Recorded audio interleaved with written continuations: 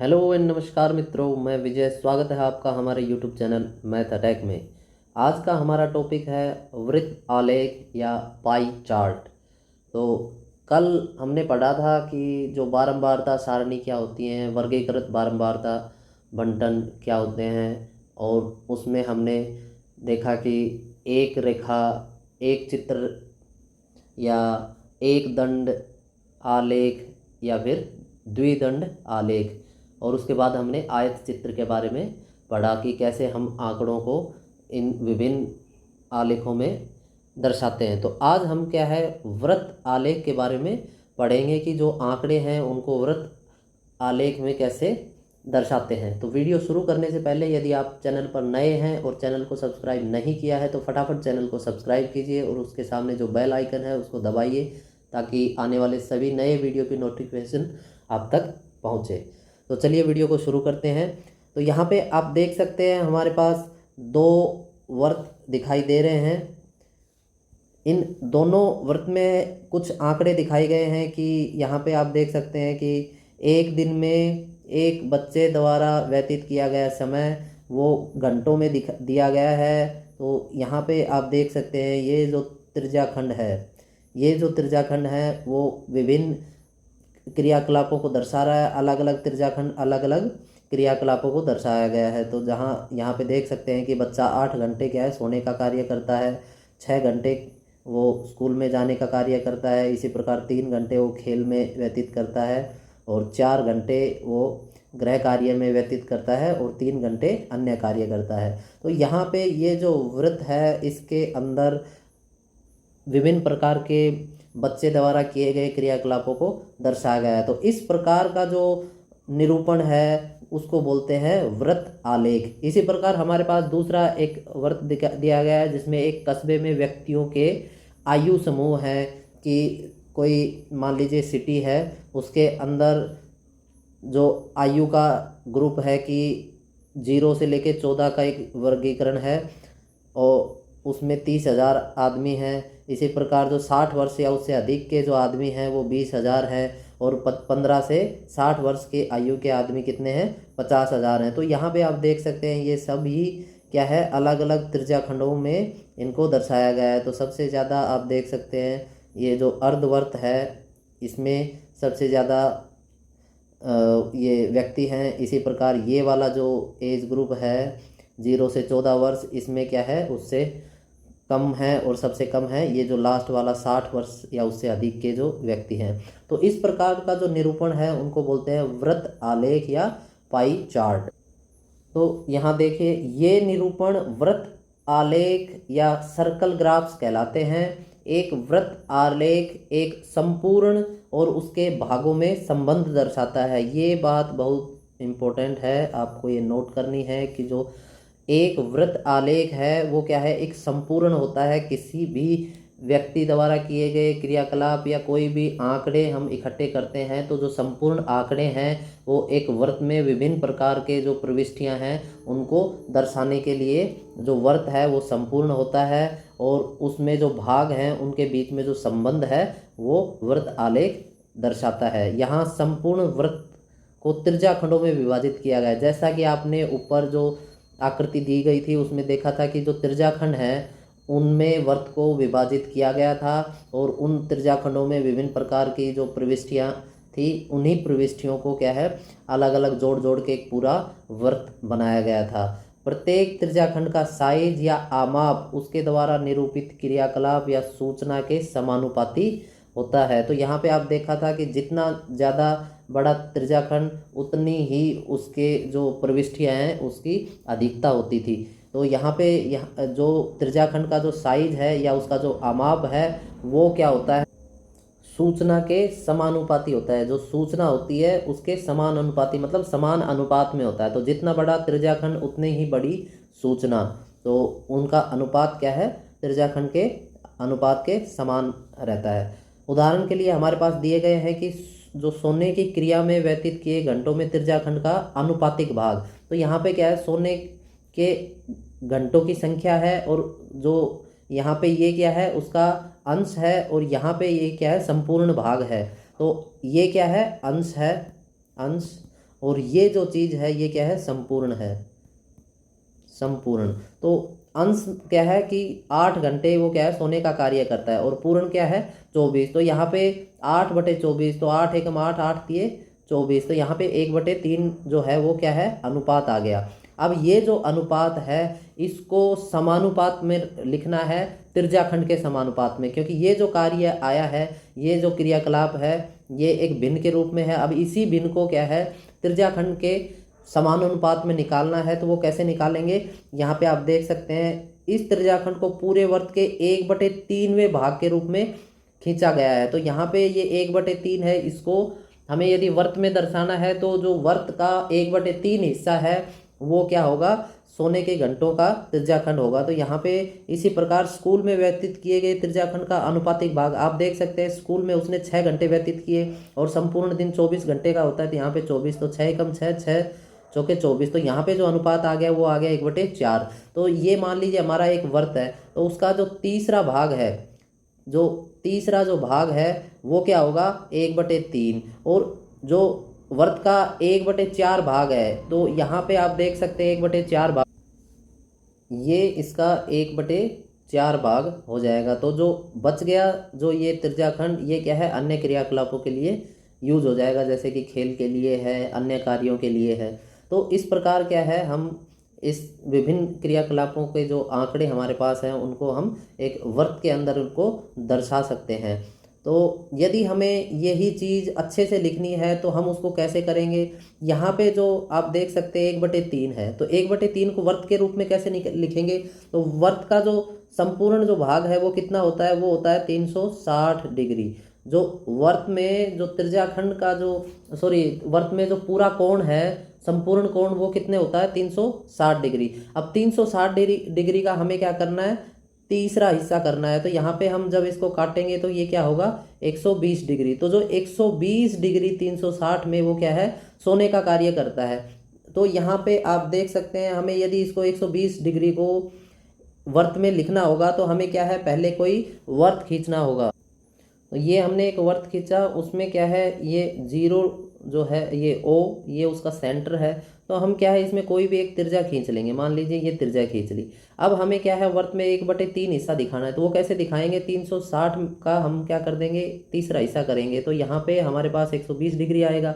तो 120 डिग्री कैसे दिखाएंगे, ये जो त्रिज्याखंड है यहाँ पे हम क्या है, चंदा रखेंगे, और चंदे में क्या है, 120 डिग्री हम माप लेंगे। तो मान लीजिए ये हमने चंदा रख के जो ये माप आया हमारे पास, ये जो माप है ये क्या है, उसके सोने का समय हो जाएगा। तो यहाँ पे आप देखेंगे जो ये जो कोण बनेगा, ये वाला कोण जो है वो कितना है, 120 डिग्री का। इसी प्रकार यदि हमें 1/4 हिस्सा देखना है तो 360 गुणा 1/4 कर देंगे, यहाँ से 4 कट करेंगे तो कितना आएगा, 90। तो यहाँ पे फिर हम क्या है, इस रेखा के ऊपर, ये जो रेखाखंड है इसके ऊपर हम क्या है, फिर से चंदा रखेंगे और हम उसका क्या है, 90 डिग्री काट देंगे। तो मान लीजिए ये जो हमने हिस्सा कट कर दिया, ये जो भाग कट किया है वो क्या है, 90 डिग्री का एंगल आ गया, ठीक है, 90 डिग्री का कोण आ गया। इसी प्रकार यदि हमें अगला हिस्सा कोई निकालना होगा तो फिर हम इस लाइन के ऊपर चंदा रखेंगे, जो चांद है हमारे पास, जो ज्योमेट्री बॉक्स में चांद रहता है, उसको यहाँ इस लाइन पे रखेंगे, और अगला जितना कोण होगा हम उसको अलग अलग भागों में कट कर देंगे। तो इस प्रकार हमें क्या है, जो वर्त आलेख है वो प्राप्त हो जाएगा।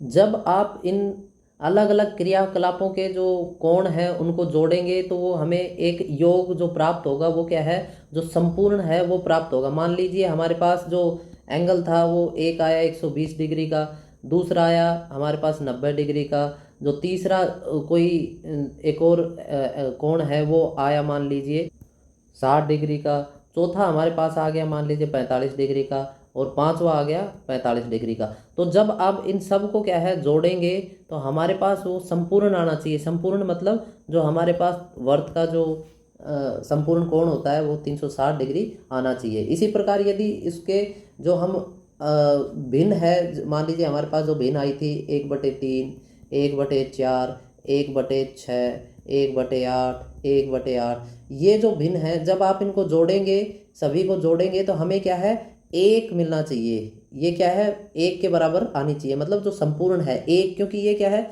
संपूर्ण भाग है। और इस संपूर्ण भाग के ये क्या है, अंश हैं अलग अलग, ये एक अंश हो गया, ये एक अंश हो गया, तो सभी अंश मिलके क्या है, संपूर्ण बनाने चाहिए। तो इस प्रकार हमें क्या है, हमारे जो उत्तर है उसकी भी पड़ताल हो जाएगी। हमारा अगला टॉपिक है पाई चार्टों को खींचना। तो हम पाई चार्टों का कैसे खींचेंगे, कैसे उनको बनाएंगे। तो यहाँ पे क्या है, किसी स्कूल के विद्यार्थियों द्वारा पसंद किए जाने वाले आइसक्रीमों की महक या स्वाद प्रतिशत में दे रखे हैं। यहाँ पे क्या है, आंकड़े प्रतिशत में है। हमें आंकड़े और भी किसी रूप में घंटों में भी मिल सकते हैं या संख्याओं में मिल सकते हैं अलग अलग। तो यहाँ पे जो ये इकाई है ये प्रतिशत में है, ये इकाई किसी और रूप में भी हो सकती है। तो यहाँ पे आंकड़े प्रतिशत में है। तो इस प्रकार पहले हमें क्या है, उनकी टेबल बनानी है, उनका क्या है, सारणी बनाना है। तो यहाँ पे आप देख सकते हैं ये महक है, तो महक चॉकलेट वाली है, वनीला है, अन्य प्रकार की महक है। तो फिर यह यहाँ पे दिया गया दूसरी तरफ महक को पसंद करने वाले विद्यार्थियों का प्रतिशत। तो चॉकलेट है वो 50% बंदे वो करते हैं, उसको पसंद करते हैं। 25% है वो वनीला को पसंद करते हैं, और 25% ऐसे हैं जो अन्य प्रकार के महक को पसंद करते हैं। तो यहाँ पे ये जो प्रतिशत दिया गया है, अब हमें क्या करना है, इनको भिन्न में परिवर्तित करना है। तो भिन्न में परिवर्तित कैसे करेंगे, जो ये 50 है ये कितने में है, ये है 100 में से, क्योंकि प्रतिशत का मतलब होता है 100। तो जब हम इसको काटेंगे तो ये कितना आएगा, 1/2। तो 1/2 जो भाग है, ये हमें त्रिज्याखंड में जो कोण होते हैं जो उनमें इसको परिवर्तित करना है। तो इसको क्या है, 360 गुणा 1/2 कर देंगे, तो यहाँ पे हमारे पास आएगा 80। तो यहाँ पे वर्त में कितना एंगल बनाएगा, ये 80 डिग्री का बनाएगा। तो यहाँ पे ये दिया गया है कि इन आंकड़ों को एक पाई चार्ट में निरूपित करेंगे। कैसे करेंगे, वर्त के केंद्र पर पूरा कोण कितना होता है, 360 डिग्री का, और त्रिज्याखंडों के जो केंद्रीय कोण है 360 के भाग होते हैं। जो त्रिज्याखंड होते हैं वो क्या है, 360 जो कोण होता है संपूर्ण कोण, उसके अलग अलग हिस्से होते हैं या भाग होते हैं। हम इन त्रिज्याखंडों के केंद्रीय कोणों को ज्ञात करने के लिए एक सारणी बनाएंगे। तो फिर जो हमारी पहले वाली जो सारणी हमने बनाई थी, उसको फिर क्या है, इस प्रकार की त्रिज्याखंडों के रूप में हम एक अलग से एक और सारणी बनाएंगे। तो ये हमारे पास महक थी, ये प्रतिशत था विद्यार्थियों का जो अलग अलग महक को पसंद करते थे। तो इसका हम क्या है, संपूर्ण भाग का हिस्सा निकालेंगे। तो प्रतिशत है, तो यहाँ पे हम संपूर्ण भाग का हिस्सा निकालेंगे तो 50/100 हो जाएगा। यहाँ पे 50 एकम 50, 50 दूनी 100, तो ये 1/2 आ जाएगा। इसी प्रकार ये 25 है, तो यहाँ पे क्या करेंगे, 25/100, तो 25 एकम 25, 25 चौके 100, तो यहाँ 1/4 आ गया। इसी प्रकार ये 25 है, तो फिर ये 1/4 आ जाएगा। तो इस प्रकार क्या है, हमारे पास क्या है, संपूर्ण का हिस्सा हो गया। अब जो ये संपूर्ण का हिस्सा हमारे पास अलग अलग आया, इसको क्या है, 360 का भाग निकालना है। 360 का भाग कैसे निकालेंगे, 360 का 1/2। तो यहाँ पे 360 का 1/2, का मतलब होता है गुणा। तो 360 गुणा 1/2, तो यहाँ पे आप देखेंगे ये क्या होगा, 180 डिग्री हो जाएगा। तो ये 180 डिग्री आ गया। इसी प्रकार 1/4 का मतलब गुणा। तो 360 को 1/4 से करेंगे तो 4 एकम 4 और 90 चौके 360, तो यहाँ पे 90 डिग्री आ गया। इसी प्रकार क्या है, ये गुणा हो जाएगा और ये आएगा 90। तो यहाँ पे हमारे पास जो 360 का जो अलग अलग भाग है वो आ गया कि एक आ गया 180, एक 90 आ गया, और एक तीसरा भी 90 आ गया। जब आप इन सबको जोड़ेंगे 180 जमा 90 जमा 90, तो वो क्या है, पूरा का पूरा क्या है, 360 आएगा। तो यदि 360 नहीं आता है, तो इसका मतलब आपने कहीं जो गणना है, कैलकुलेशन है, उसमें गलती की है, इसलिए आपका वो 360 नहीं आ रहा, वरना क्या है वो 360 ही आएगा। अब आपके पास एंगल निकल गया। अब आप क्या है, एक वर्त बनाएंगे और उसको में अलग अलग एंगल पे इन सभी को खींचेंगे। कैसे खींचेंगे, यहाँ पे आप एक वर्त बनाया, ये मान लीजिए आपने वर्त बनाया, यहाँ पे एक आपने कोई भी एक कहीं पे भी त्रिज्या खींच ली, AO एक त्रिज्या है। इस त्रिज्या के ऊपर आपको क्या रखना है, एक चांदे का प्रयोग करना है आपको। चांदे का प्रयोग करके क्या है, जो हमारा पहला एंगल था, जो कोण था, वो 180 डिग्री का था। तो जब आप चांदे को यहाँ पे रखेंगे तो आपको 180 डिग्री का कोण बनाना है। तो यहाँ पे ये आपका जो कोण है, ये वाला कोण, ये कितना हो जाएगा, 180 डिग्री। तो ये वाला जो आपका हिस्सा है, ये चॉकलेट के लिए आ जाएगा, ये चॉकलेट के लिए आपका हिस्सा आ गया। उसके बाद जो बचा 180 डिग्री, उसके बाद आपको यहाँ पे चंदा रखना है और जो 90 डिग्री का कोण निकालना है। तो इस प्रकार आप क्या है, अन्य जो बचे हुए त्रिज्याखंड हैं उनको निकाल लेंगे। तो ये आपका आ जाएगा वैनिला, ये आपका वेनिला आ जाएगा। इसी प्रकार ये वेनिला आ गया, और ये आपका आ जाएगा अन्य जो स्वाद है जो बच गया 90 डिग्री।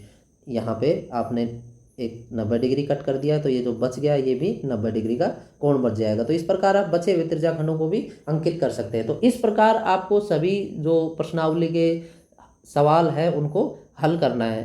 तो चलिए हम प्रश्नावली शुरू करते हैं और उसके विभिन्न प्रकार के जो सवाल हैं उनको देखते हैं।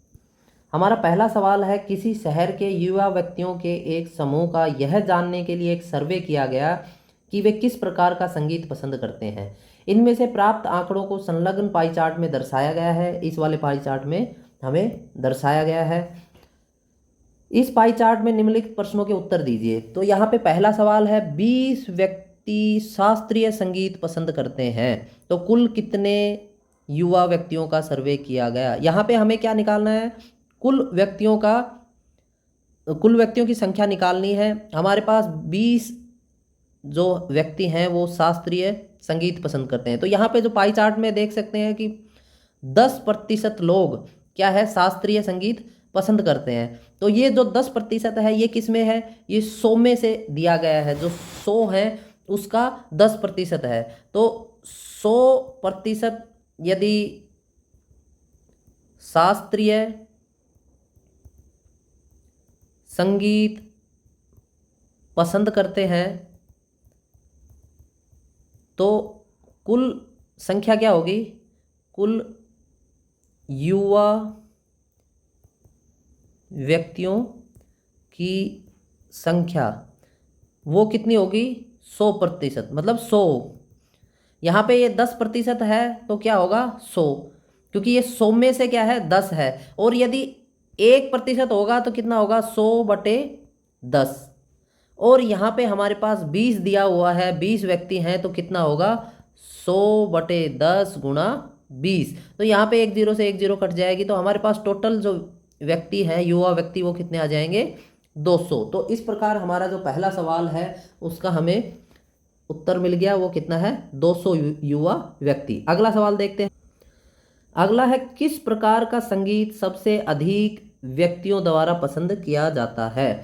तो सबसे अधिक व्यक्ति आप देख सकते हैं, जो सबसे बड़ा जो त्रिज्याखंड है उसी में क्या है, सबसे अधिक व्यक्तियों की संख्या है वो है 40%। तो इस प्रकार जो मनोरंजक जो संगीत है उसमें सबसे अधिक व्यक्तियों का संख्या है। तो यहाँ पे इसका उत्तर आ जाएगा मनोरंजक, क्योंकि यहाँ पे जो सबसे बड़ा जो त्रिज्याखंड है वो किसका है, मनोरंजक संगीत का है। कितना प्रतिशत है, 40%।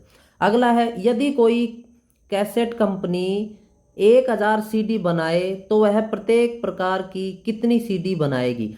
अब क्या है, हमारे पास जो 1000 क्या है कैसेट बनानी है कोई कंपनी, तो उसको अलग अलग जो पसंद करने वाले व्यक्तियों में उनको क्या है, विभाजित करना है। तो हमें बड़ा आसान है कि वह कितने प्रकार की, तो वह प्रत्येक प्रकार की कितनी CD बनाएगी। तो यहाँ पे हम प्रत्येक प्रकार का निकाल लेंगे। कैसे निकालेंगे, देख, हमारे पास कुल जो कैसेट है वो कितनी है, कुल कैसेट की संख्या वो है हमारे पास 1000। ये हमें क्या है, दिया गया है।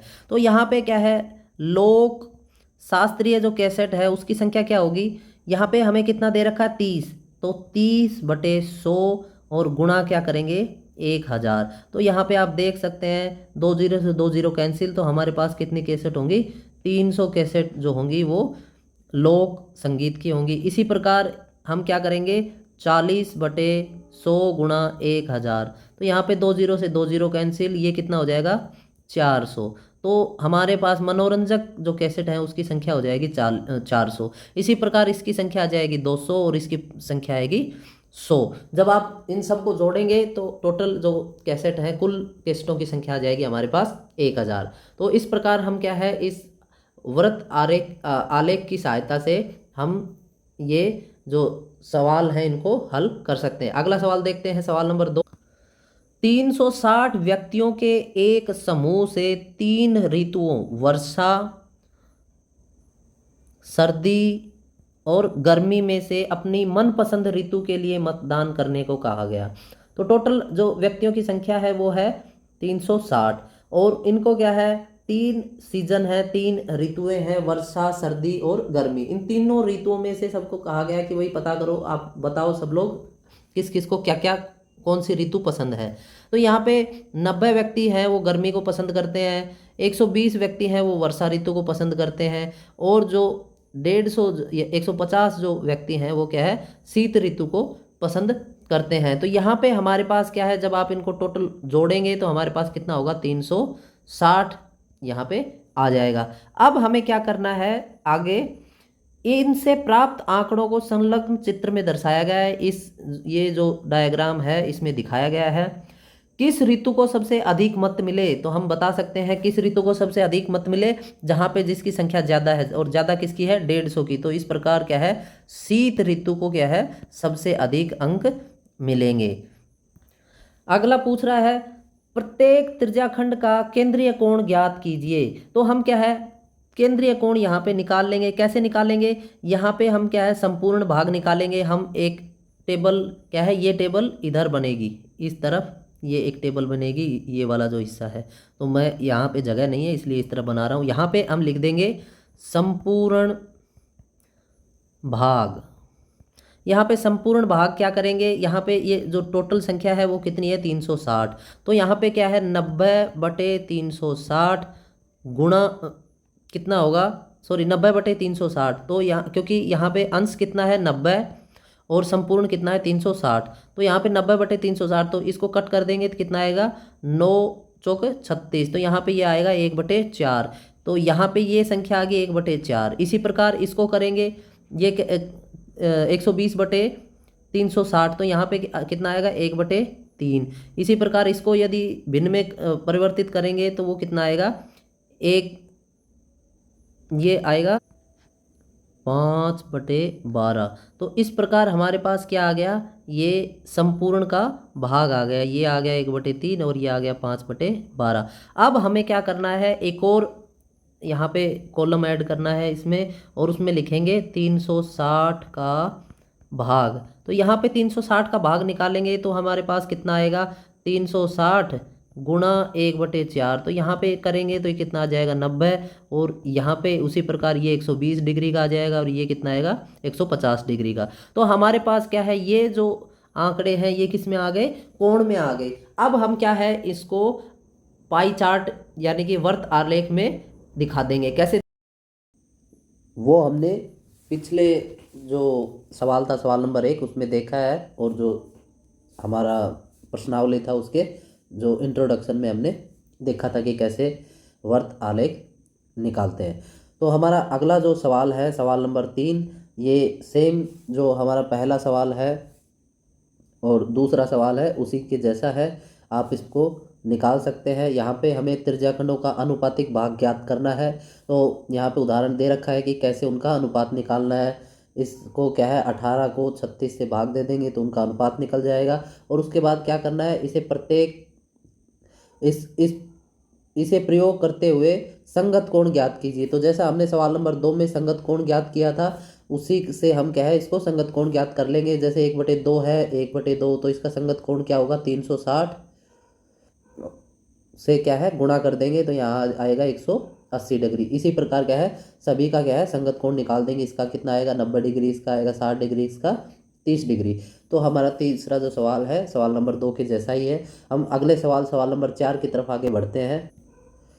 संलग्न पाई चार्ट एक विद्यार्थी द्वारा किसी परीक्षा में हिंदी, अंग्रेजी, गणित, सामाजिक विज्ञान और विज्ञान में प्राप्त किए गए अंकों को दर्शाता है। यदि उस विद्यार्थी द्वारा प्राप्त किए गए कुल अंक 540 थे तो निम्नलिखित प्रश्नों के उत्तर दीजिए। तो उसने क्या है, टोटल जो कुल अंक है वो कितने हैं, 540। और हमारे पास क्या क्या विषय है, हिंदी, अंग्रेजी, गणित, सामाजिक विज्ञान और विज्ञान। तो इस प्रकार हमारे पास 5 विषय है, और 5 विषय में उस विद्यार्थी ने कुल अंक 540 प्राप्त किए हैं। अब हमें क्या है, सवालों के जवाब देना है। किस विषय में उस विद्यार्थी ने 105 अंक प्राप्त किए। तो यहाँ पे हमें क्या है, संकेत में दिया हुआ है कि 540 अंकों के लिए केंद्रीय कोण कितना है, 360। तो हम क्या है, 105 अंकों के लिए निकाल देंगे। तो यहाँ पे कैसे निकालेंगे, 500 40 अंकों के लिए जो केंद्रीय कोण कितना है 360, तो एक के लिए कितना होगा,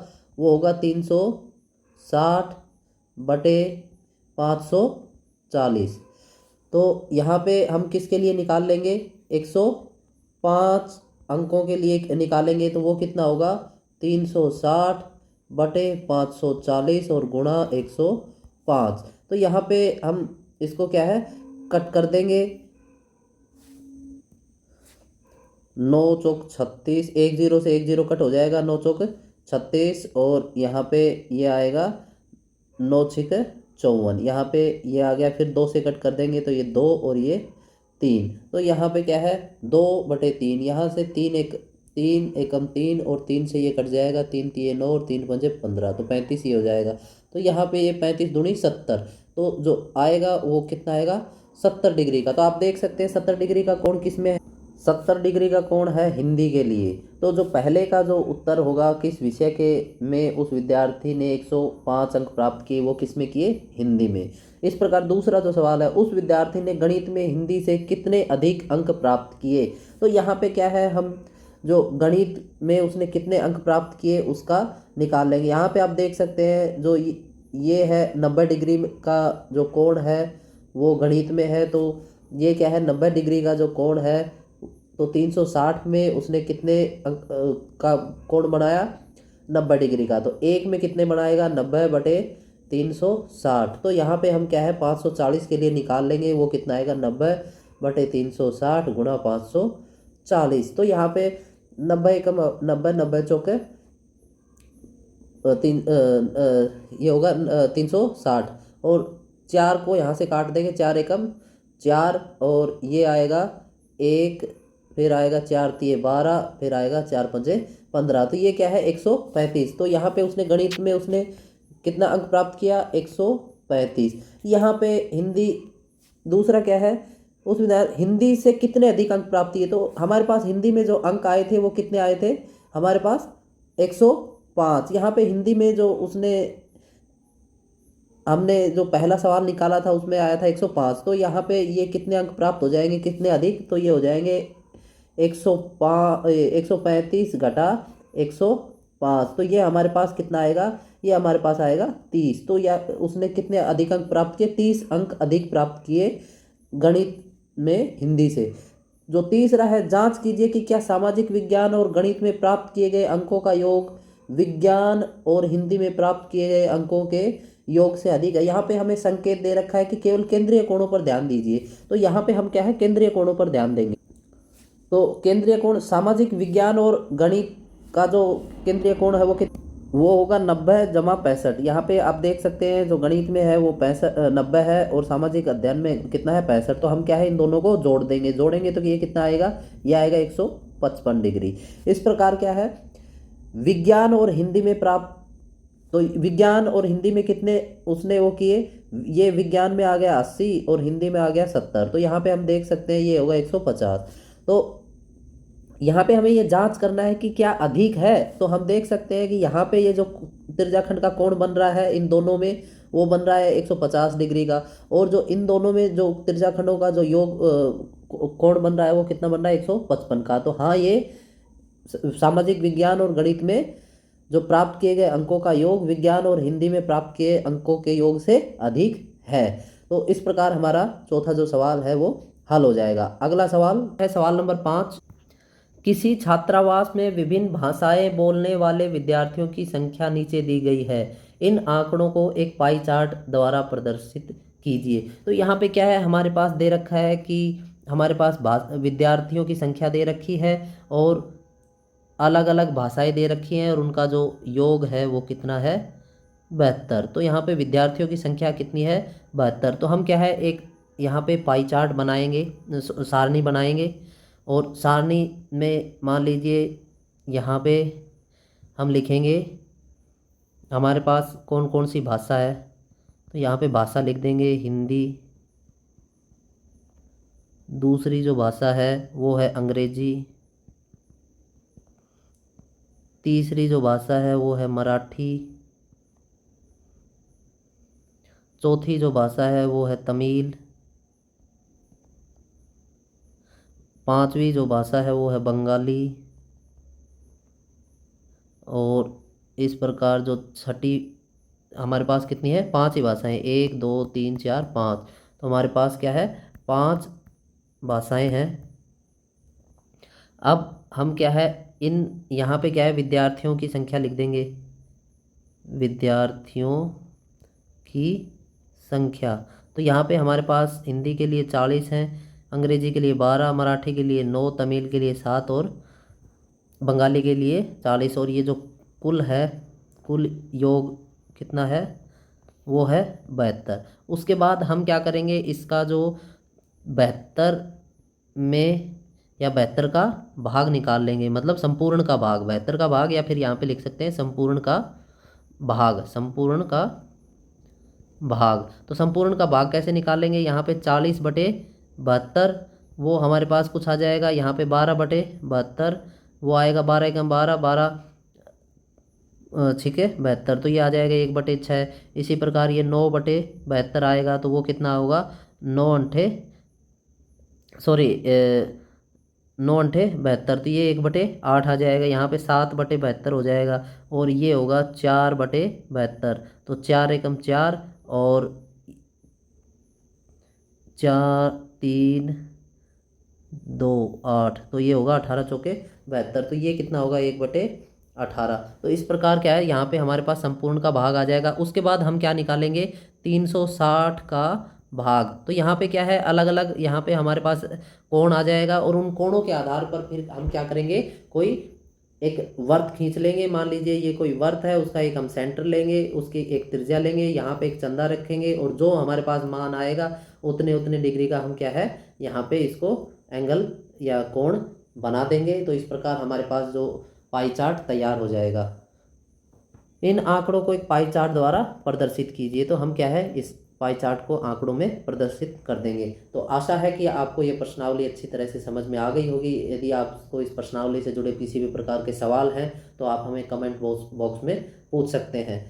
आपको हमारा वीडियो कैसा लगा, यदि अच्छा लगा तो लाइक कीजिए, शेयर कीजिए, और यदि आप चैनल पर नए हैं तो चैनल को सब्सक्राइब कीजिए, और उसके सामने जो बेल आइकन है उसको दबाइए, ताकि हमारे नए वीडियो की नोटिफिकेशन आप तक पहुँचे। धन्यवाद। जय हिंद।